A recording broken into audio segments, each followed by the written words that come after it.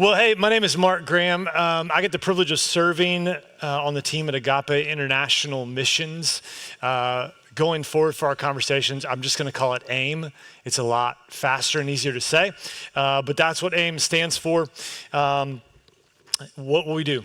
AIM exists to free hearts, lives, and communities from the evils of sex trafficking in Jesus' name and in Jesus' way. And I really hope over the next few minutes together that you begin to understand what that looks like.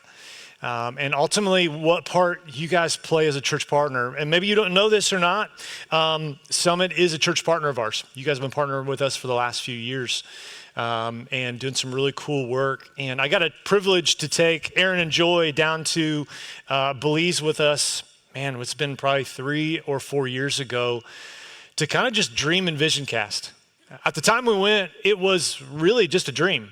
It was one of those things that we thought maybe someday this is where God's leading us and God's going to open the door and do some incredible work here. And fast forward a couple years later, we were able to open the first of its kind aftercare home for underage girls. And you guys played a part in that. Your giving that you do every single weekend or every month, whatever it looks like for you, is sowing into life change that's happening in Central America. And I hope, again, through today's time, you get a little bit of a glimpse of what this looks like and what we're talking about here. Now, what does AIM do? I know it gave you kind of our vision statement, mission statement there, but I want to give you a picture of what do we do? We do 3 things. We rescue survivors out of trafficking situations through our SWAT team. I'll tell you a little bit more about that as we go along. The second thing that we do is we provide Christ-centered aftercare. So if they're rescued out of a horrific situation, where do they go to heal? And we're able to serve survivors through aftercare homes and a couple of different locations. And then the third thing is we ask, where is it happening or most concentrated? And how do we move into those communities and attack it at its core? And again, we'll share some stories about all 3 of these areas that AIM's doing, but I want to kind of pause here and highlight something that you guys are doing as a church in 2027. You guys are going to be putting a trip together to come serve with us in the country of Cambodia. And so hopefully over our time today, it'll encourage you, maybe stretch you, cause you to think of, should I be a part of that trip?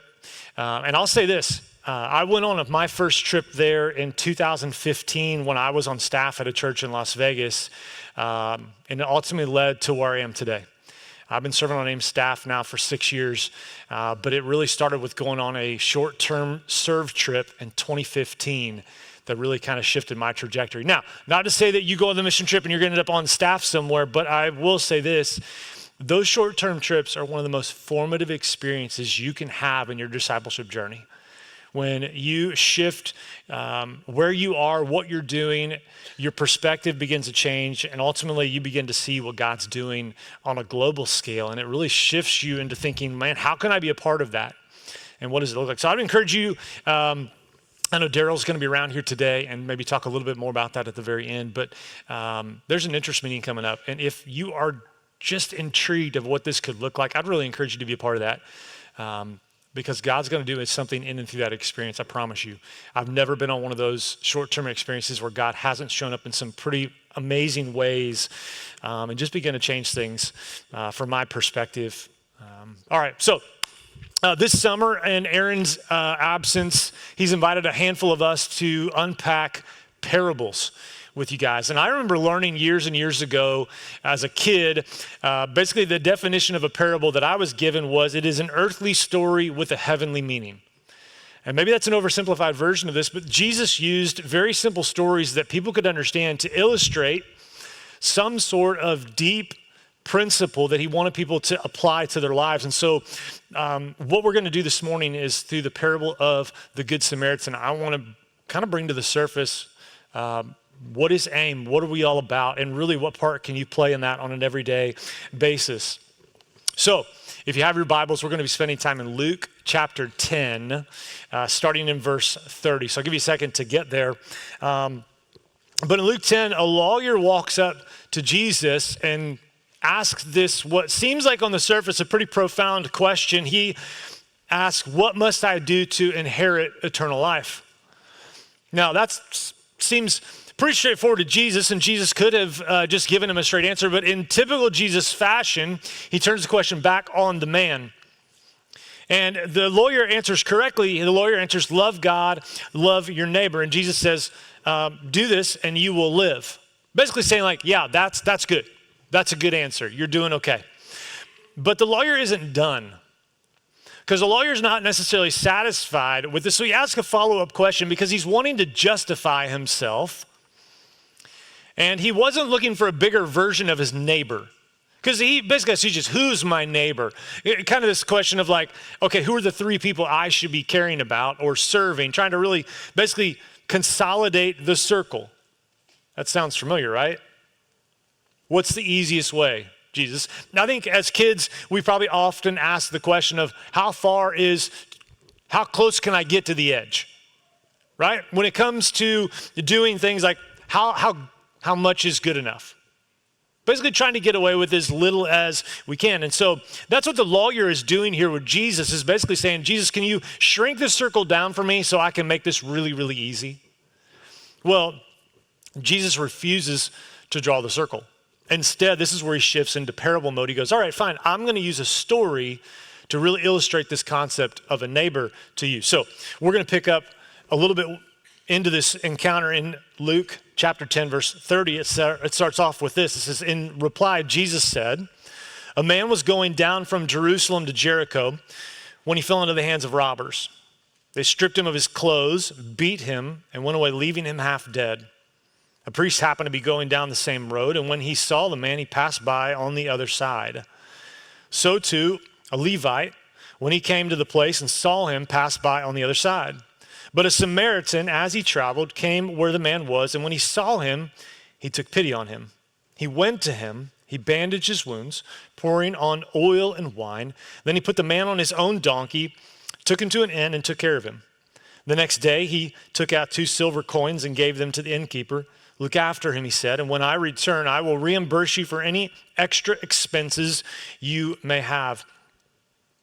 Which of these 3 do you think was a neighbor to the man who fell into the hands of robbers? This is Jesus now asking back to the lawyer, laying this out. The expert in the law replied, the one who had mercy on him. Jesus told him, go and do likewise. So Jesus basically takes the whole thing and goes, let me give you a picture of this, because in their culture, they would have looked at some of those people he illustrated as religious and experts and the high and mighty in their culture. Now, this road that Jesus uses in the parable, now we talked about, this is just a story. This isn't actually happening in real time. This is Jesus telling a story to illustrate a point. The road he refers to here is real. The road between Jerusalem and Jericho, it drops more than 3,000 feet in 17 miles. It was winding, it was rocky, it was notorious for ambush. And everyone who traveled, they knew the risk. It also carried a name, the Way of Blood. So people would have already kind of envisioned this road as Jesus is telling the story of like, oh yeah, that's a dangerous place. Now, let's kind of consider that. If we were to take the parable and tell it today, what would be our road? What road would we use as our illustration of the road to Jericho? Now, I'll give you a couple pictures kind of for our context around AIM. I'd probably tell you, let's envision a place in Southeast Asia or maybe even Central America and the places that we work. These are communities where sex trafficking isn't an anomaly. It's the economy. These are places where families don't ask, will my child be trafficked? They ask, at what age? That's the kind of dangerous road we're talking about. And kind of frame this out a little bit wider, like right now in our point in history, over 49 million people are living enslaved somewhere on planet Earth, which is more than at any point in recorded human history. 1 in 4 of those are children. 6.3 million of those are being trafficked for sex. 78% of those are women and girls.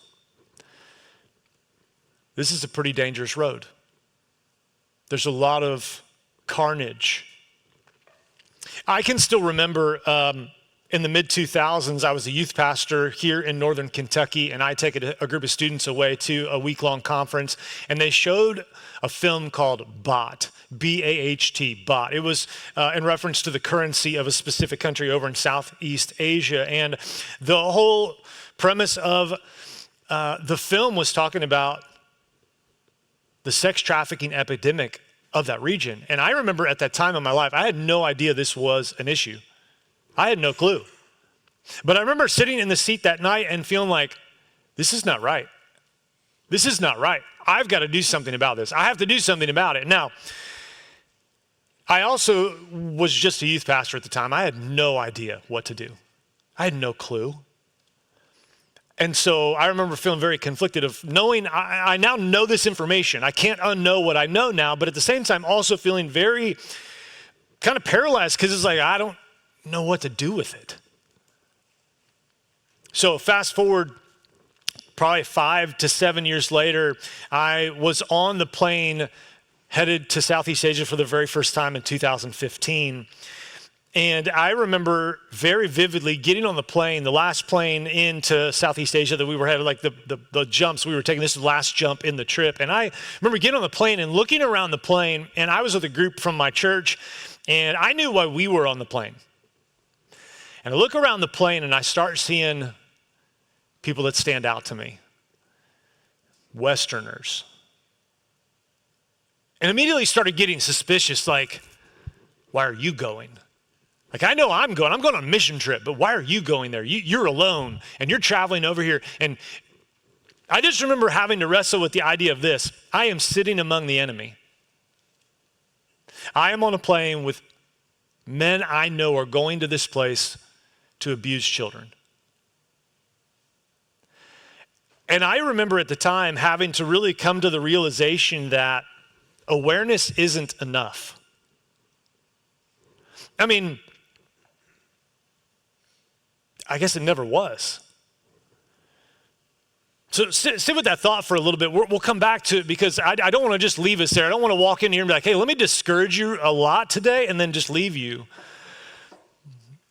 But I feel like we find ourselves in that type of place a lot.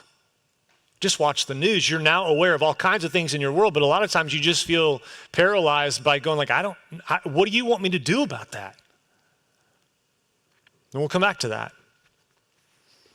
So just last year, a conflict erupted in Southeast Asia that led to the displacement of over 500,000 people. And within weeks of the displacement starting to happen, these camps popped up all over the country. And they were basically tent camps, nothing fancy, pretty rugged.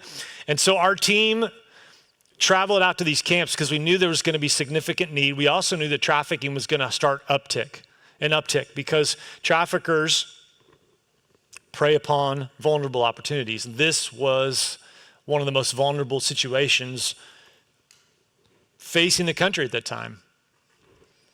Now, there were crowds and crowds of people. There's moms fanning their children because there's no air conditioning, there's no fans. Food is basically being made out in the open, stored in the open like this. This is actually a picture from one of the camps.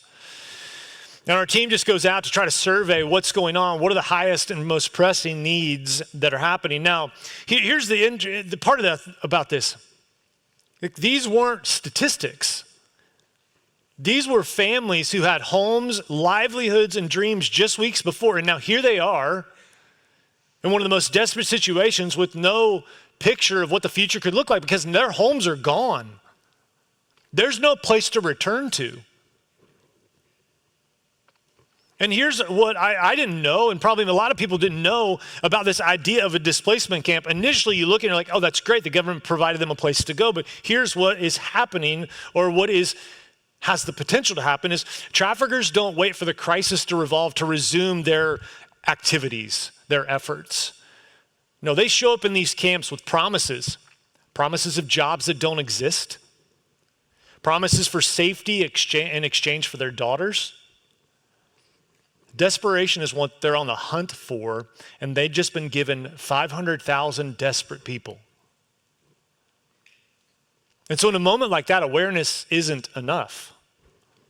It isn't enough to just know that this camp exists or that it's there and you're like, oh, those people need some help. Oh, we should just pray for them. Something has to be done. I mean, it's like being the priest or the Levite in the story. They knew that man was injured and they did nothing.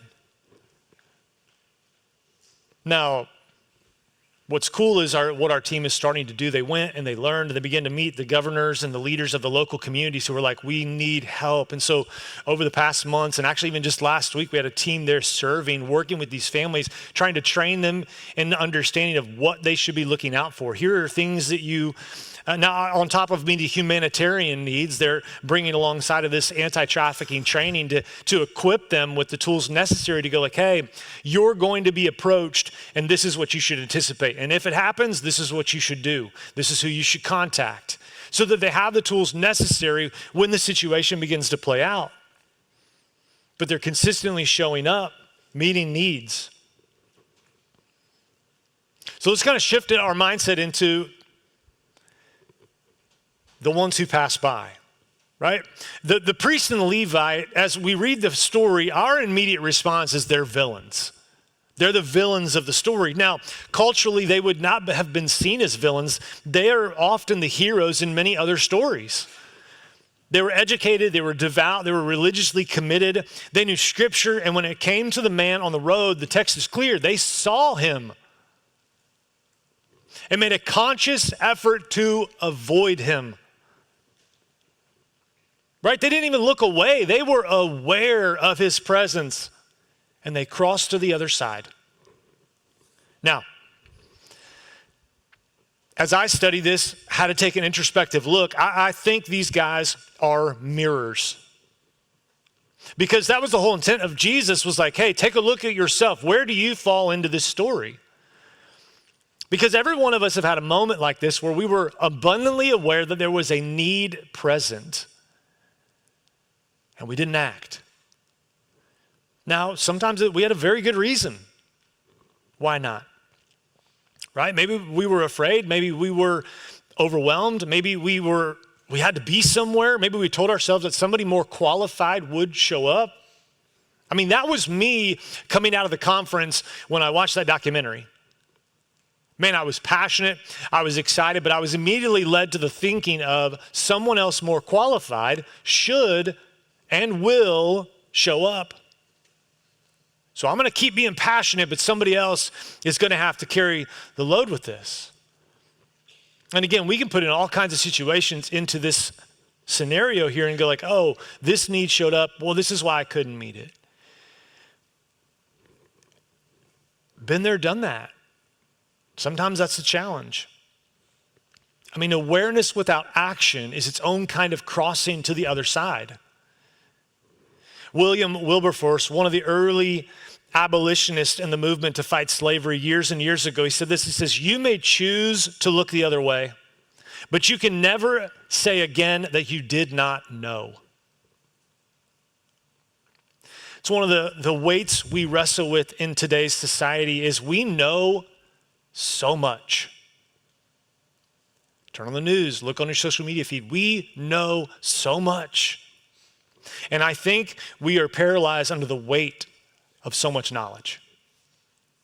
Because you're overwhelmed. I'm overwhelmed. And you're like, I have no idea where to start or what I should do. So let's look at the Samaritan's response. What did he do? What sets his response apart from everything else? The text says he took pity. He took pity. Something in his gut moved him. He didn't calculate. He didn't form a committee. The difference isn't what he felt. The difference is what he did with what he felt. He crossed the road. Now, crossing the road always has a cost. So, AIM's founders are Don and Bridget Brewster. In the early 2000s, Don and Bridget had gone over to Southeast Asia and done a mission trip. traveled all over, seen a lot, learned a lot, came home, watched a documentary about the trafficking epidemic facing that region of the world, and felt like we have to do something. Don and Bridget were in their early 50s at the time, and they just felt God was saying, hey, this is what you're supposed to do. And they formalized a plan. Their original plan was, we'll develop this plan, we'll present it to our church, and I'm sure someone will step up to go with us or to do it, because again, they were in the early 50s, not normally the time you think of someone moving across the world to begin to start a significant movement, fighting a massive issue. But as it would play out, no one in their church would step up, no one would go with them. And so they kept taking step after step. At one point during their lead up, they were actually told by an existing NGO leader in that country, after he asked them for their list of qualifications and they ultimately had none, he said, it'd just be best if you stayed home and sent money. But they knew that wasn't the call on their life, and so they kept going. And so on one Sunday, with tears streaming down their face, Don got up and he and Bridget together basically told the church, we are selling our house and we're leaving, and we're gonna try to make a difference. Now, that's the thing about the Samaritan. He didn't just feel something, he gave something. He gave his time, his oil, his wine, his money, his animal, his promise to return. Love that cost us nothing isn't the love Jesus is describing through this story. Love, in fact, will often cost us deeply. So imagine with me in your mind real quick, let's paint a bit of a picture here. We're in a dimly lit office. The gray paint is peeling from humidity. It's hot. There's no air conditioning. And on the wall in front of us, there are 18 pictures of girls. Now, these are girls that we know because they've been coming to our kids club every single day. And what we know about them is they're being trafficked. And we know where it's happening. And we've taken this information and we've given it to every organization we can think of, but we cannot get them out. Everything we do seems to get held up, fall apart, whatever. That was AIM in 2013. Don had pinned those 18 pictures to the wall so that they would stay front and center for the team, because they weren't front and center for anybody else. And he refused to let them just be an abstract idea. For 3 years, we had been gathering intelligence about what was going on in the community, and we had been handing it off to other organizations in the hopes of rescue, but the system was broken. Cases would be stalled, raids would fall through, the girls would be moved before police could arrive every single time. And what began to follow in going forward was God was beginning to orchestrate a series of events that only he could orchestrate. He brought the right investigator. He set up meetings with officials we had no business meeting with. He aligned an interview that landed on TV that got onto the radar of one of the largest, the most powerful generals in the whole country, that brought about a meeting that was the catalyst that opened the door for AIM SWAT to be developed. In 2014, AIM SWAT was born. Since that time, they have orchestrated over 210 raids, nearly 800 arrests, and over 2,500 rescues. Since the start of 2025, they've rescued over 560 survivors. That's more than one every single day since January 1st, 2025. Now, I don't say that because I'm like, look at how cool and great they are.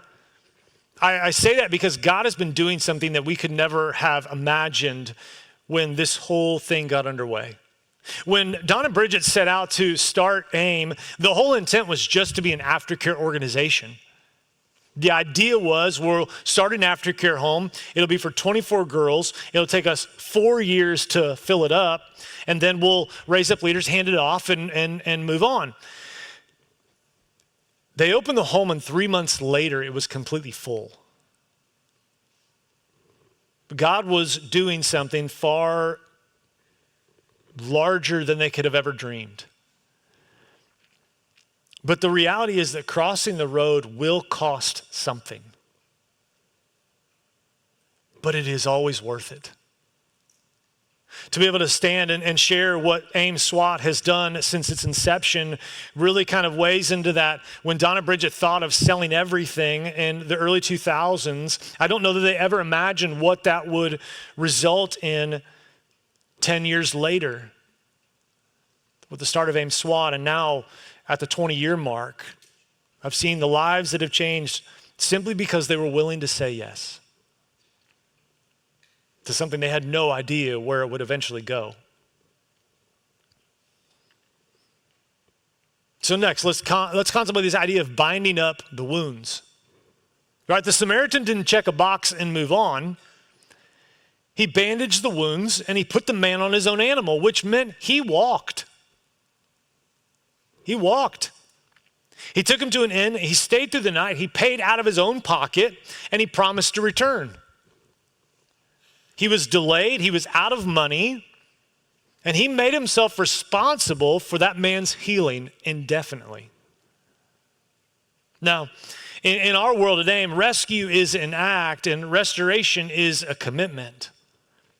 The girls who arrive at AIM's restoration homes, they probably don't necessarily always arrive maybe the way you think they would.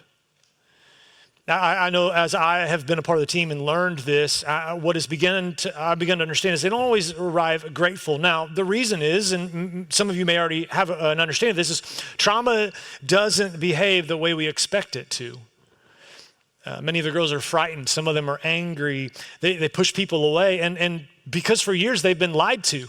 They've been deceived. They've been failed. And they have no reason to believe that we will be any different. And so these homes don't just offer a roof and a meal. They offer consistency. They offer someone who will stay true to their word, someone who will come back, someone who is committed to binding up their wounds. When the girls arrive, our whole house and all the staff, all the girls, they gather together for what's called a princess ceremony. You see a picture, we have a picture of one of these. And what it is they present the girl with a tiara, a lockbox, a series of possessions that are hers. And the whole idea behind a princess ceremony is to say this: you are seen, you are loved, and you are worth fighting for. You are a cherished child of the King, and you will be treated as such here. These girls don't know who Jesus is. They don't have a frame of reference as to maybe who a Christian is or what a Christian is about, but we hope that this is kind of a baseline understanding for them upon arrival of, hey, we love you, we care about you, and our deepest desire is that you would enter a saving relationship with Jesus. Because while they're there, they'll receive medical care, trauma counseling, education, life skills, legal support, vocational training, and woven through it all is the healing power of Jesus on full display through our staff. Because every tool that we have that we can come up with will fall short if these girls never get the chance to encounter the one who restores what was taken. And today, right now, as we sit here, somewhere probably north of 120 survivors are walking out their healing journey in one of AIM's restoration homes, alongside of people who deeply love Jesus and have a heartbeat for displaying it in just tangible ways for those girls to see firsthand. So kind of the next thing we have to ask ourselves is, what is this love? This is the love that doesn't ask if you deserve it. So maybe you're familiar with this, that Jews and Samaritans historically were enemies. They didn't get along.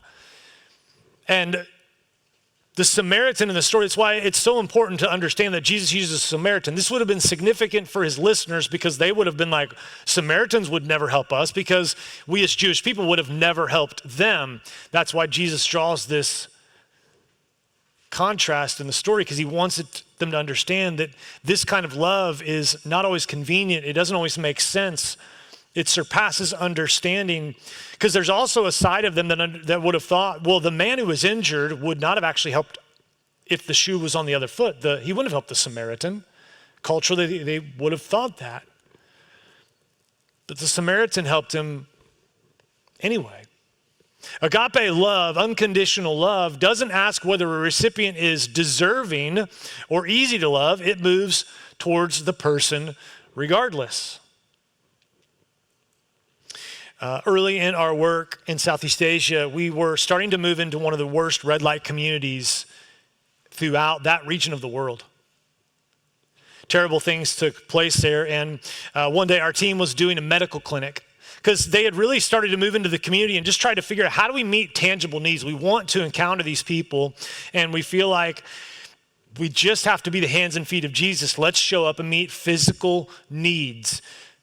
And so they're doing a medical clinic, and Clay, who's our CEO, was there leading this. And as he's told the story, AIM wasn't welcome there. They had been threatened, told to leave the community, all those things, met with significant resistance because they were hurting the bottom line. They were there to basically dry up the business. And so as they're doing the medical clinic, a well-known trafficker is approaching. And I remember Clay talking about it. He's like, oh, great, here we go again. Here we go again. But this time, the trafficker is walking with an elderly woman. He approaches Clay, and through translation, they begin to understand this elderly woman is his mother, and his mother has cancer. And there in the country, there is no way to treat her cancer. She has to go somewhere else, but the trafficker doesn't have the money to cover what it will take to send her to where she needs to go, and let alone to cover the treatment. And he's asking Clay, in the moment, his enemy, can you help me? Now, I think our human side immediately kicks in. You're like, no, I can't help you. You're on your own. I'm not going to help you. You are the enemy. You are the reason we're here to do this. Clay called Don. I wish you guys could have met Don. Don passed away 2 years ago. Don's first response was, well, do you have money to get her a bus ticket? Clay's like, yeah, but that's it. And Don's like, get her on the bus. We'll figure out the rest before she gets there. So you fast forward some time, and mom actually gets healed. Treatment works. She comes back to the community, and the trafficker comes back to Clay upon mom's return and invites him over for dinner. And I imagine that was pretty awkward scenario because the guy was still doing stuff. But if you fast forward, the guy actually stopped trafficking. We don't really know why. Now, he didn't become a pastor, which would have been an awesome end to the story. He actually got into illegal cockfighting. But a win's a win, right? But agape love doesn't step in when it's convenient. It often stands in stark contrast to what our heart's desire says to do. Because if we're honest, most of us would be like, nope, not helping you. You're getting what you deserve, man. But I'm grateful that we can tell stories of people who were willing to step in when it was uncomfortable, when it felt awkward, when they would rather learn and lean on their human side. But because of their willingness to do the hard things and to step into difficult situations, I'm able to tell you kind of the other side of the story. Now today, that community looks completely different. Because when people encounter the agape love of Jesus, the choosing unconditional, relentless love, it not only changes individuals, it begins to change a community. Because if a community starts to believe what could be possible, and trafficking doesn't just decrease, it starts to get rejected. So today that community looks drastically different. There's a school that's there serving over 1,000 students every single week. We have a picture of that today. There's an employment center there that's serving over 90 survivors, giving them sustainable employment, dignity, and hope for the future. There's a thriving church that's meeting there every single day. It's crazy. It's all in the picture before you. It didn't exist in the past, but today, it's a village once known for its brothels, but today, trafficking's been eradicated. Hundreds have been baptized, and it's been transformed from the inside out. I was in that community back in April, and I hadn't been there in 8 years, and I was just so encouraged by what I saw, by the excitement of the people, the passion of the people, and what God was doing there. And I'll tell you this, I don't have the time, and I would love to, we could spend a whole long time telling you all about this community. But I promise you this, if God can transform that community, he can do it anywhere. That was one of the most evil places on planet Earth. And today it's a beacon of hope. It is a model that is being studied to be used in other places around the world. The secret sauce? Jesus. 100%. There's no other way. It wasn't because we had a really good plan, because the plan, Don told Clay, hey, move into that community, stop trafficking. That was the plan. Again, if we had more time, I'd tell you all the stories that took place between that day and today. But now we wrestle with the idea, Jesus' command at the very end of the passage is go and do likewise. He flips the lawyer's question back on him and says, so who is the neighbor? And the lawyer continues to ask, basically, who falls within my obligation? Who am I obligated to care about, Jesus? And Jesus answers at the very end of that, which of these three is the neighbor to the man who fell to the hands of the robbers? The answer is the one who acted, the one who showed mercy. Jesus, go and do likewise. Right? Not go and feel likewise, not be aware likewise, but go and do. So what does that look like? What does it look like? Let's make it practical, because I think in a message like this, when we talk about an issue like this, it can be very easy to just simply eliminate ourselves and go like, I don't have a set of qualifications. I don't have a background in this. I don't have any way forward, but I want to break it down simply. The first thing is this, open your eyes. Open your eyes. Now, you don't have to travel to Southeast Asia or Central America to find someone who is left on the side of the road. These are the foster kids in our community. This is a single parent who's holding everything together alone. This is the neighbor who never asks for help.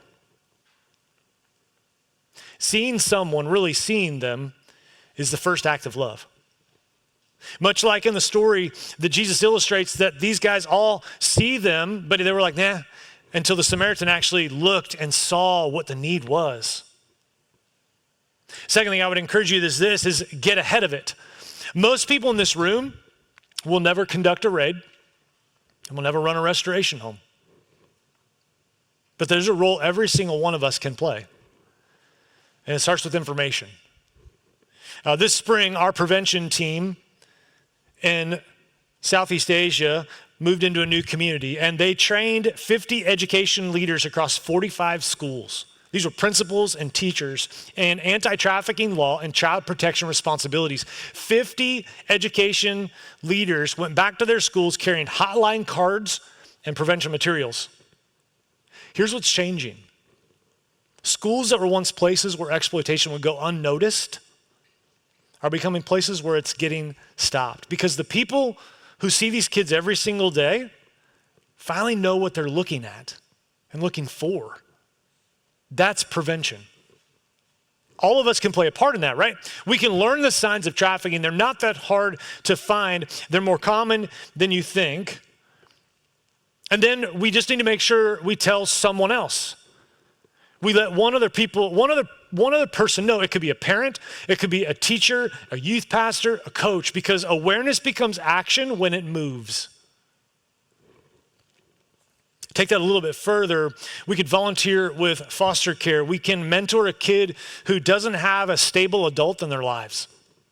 We can show up consistently for the family that's one bad month away from desperation.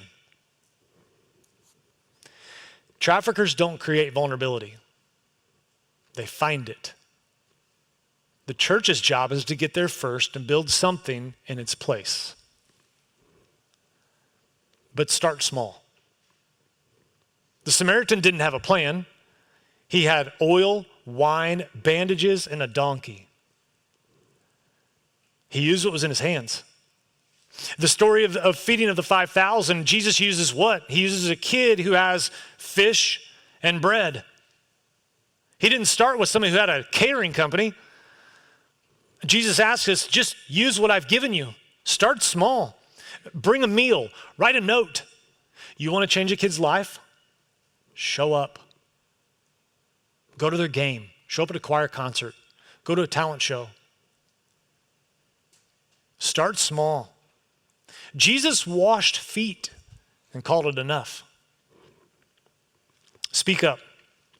The most powerful force against exploitation is communities transformed by the gospel. When people know who they are, that they have dignity, that they have hope, that they have belonging, those are conditions that make trafficking, that basically bring trafficking to its knees. Because you begin to shift people's perspective. They begin to value human life. They begin to understand they have value intrinsically because they have a creator. It all begins to become, it all starts to getting unraveled.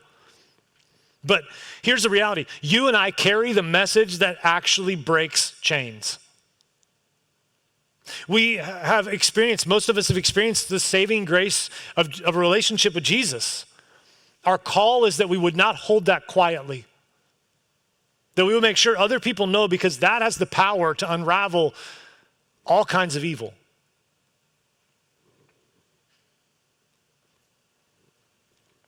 So I hope that maybe shifts a little bit of that into some actionable things. It's not complex, it's not complicated. It starts simply and practically. My encouragement to you is just maybe identify one action step you can take this week, this month, this summer, to basically invest in the life of somebody else. Because that's really what this boils down to. It's not saying, hey, go start your own nonprofit, and maybe some of you will. Or go on a trip, and maybe some of you will. But it starts with looking outside of your door and saying, who in my neighborhood can I start by helping? Who has a need that I can meet? Most of us, if we're honest, are already aware of some of those things. My encouragement to you is that you would just start by looking at what's right in front of you and just meeting those needs. So, the girls that we serve at AIM, they weren't protected the way they should have been. And yet, with God's grace and the love of people who refuse to look away, they are experiencing healing and restoration. And they're going and doing likewise. They're growing up, and now they're testifying in court to protect girls they've never met. They're becoming mothers who are breaking the cycles their own mothers couldn't. They're opening small businesses. They're planting churches.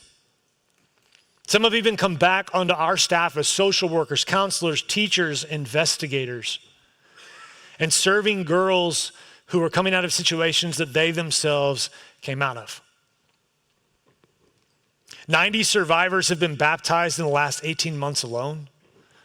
90 girls who were left for dead on the side of the road, much like the man in the story, who stood in the water, then declared that death did not win. This isn't because we have a great program. This is because we have a great God who is healing and restoring and beginning to tell a new story. And what I love about this is the ones who were left for dead, the ones who were on the side of the road, are now becoming the ones who are crossing it for others. Over in Southeast Asia, we run an employment center where survivors are learning screen printing, sewing, jewelry making. We had a visitor once come in, and she was taking a tour, and she asked one of the women working in there if she could teach her how to make a bracelet, a woven bracelet. They picked out one of the easiest ones to make, and the visitor started braiding this bracelet, and it's going okay, kind of lopsided a little bit. The woman stops her, basically undid it, redid it extremely fast, in about 10 seconds, perfectly. When the visitor finished, the woman, through a translator, said to her, "If you worked here, we would lose money on that bracelet." And everyone laughed. But that's exactly the point. The employment center isn't about bracelets or shirts or sewing. It's about a woman who's mastered something, who shows up in the morning with her friends, laughing, drinking a nice coffee, who's known by name. The Samaritan didn't just pull the man off the road. He invested in his future. He said, "Your life is worth something, and I'm going to put my money where that belief is." The employment center for us at AIM is the same bet. It's a place we place value on every single woman who walks through that door. You are worth investing in. You have something to offer. Your best days are ahead of you. That's what it looks like to choose to act like the Samaritan. We see the God-given value in others, and we choose to meet them where they are, in the condition that they are, and we commit to ensuring that they can see and meet Jesus through our actions.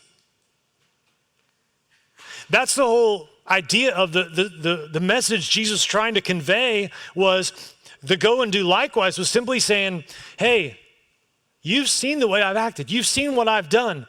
Go and do likewise. He says the same thing in John 13 at the end of washing the disciples' feet. You've seen me do this. Now you should go do the same thing for others. What Jesus was displaying was not complicated. It was this: you see the value in others. Make sure they see it too. And just show up and serve them in simple ways. And now I hope that you're able to see this through maybe our story at AIM. It's not saying, hey, if you're not doing this and you're not doing the grand things that Don and Bridget did, you're not doing anything. They wouldn't tell you that either. Don said it this way: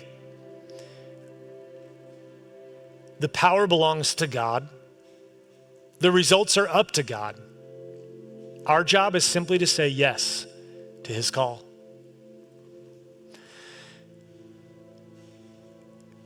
I can think of it this way. Don and Bridget, for me, are heroes in the faith, much like people off the pages of the book of Acts. And I've often sat with them and heard them talk about the fact of it was just about saying yes. They gave up everything 3 times in their life. 3 times they sold everything. Simply out of a obedience to say yes to what God was calling them to do. Sometimes God's invitation looks like the invitation they were given. Sometimes God's invitation is simply saying, hey, you know the person who lives 2 doors down from you? Hey, they're struggling. And you have the ability to go maybe ease that struggle a little bit today.